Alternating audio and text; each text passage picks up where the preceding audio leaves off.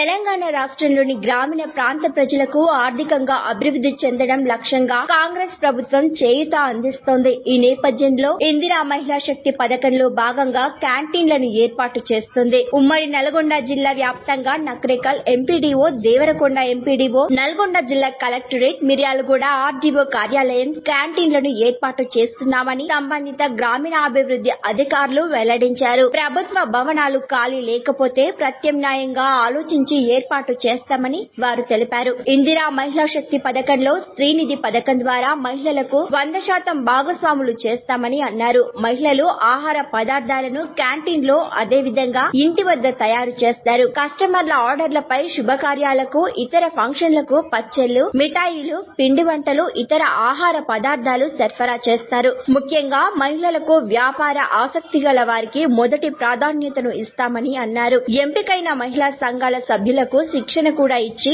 ఎంపికైన ప్రాంతాల నుండి మహిళా శక్తి పథకంలో భాగంగా 10 నుండి 20 లక్షల రూపాయల వరకు 4 విడతలుగా రుణాలను మంజూరు చేస్తారని గ్రామీణాభివృద్ధి అధికారులు వెల్లడించారు. మరిన్ని ట్రెండింగ్ వీడియోల కోసం న్యూస్ 18 తెలుగు యూట్యూబ్ ఛానల్ ను సబ్స్క్రైబ్ చేసుకోండి.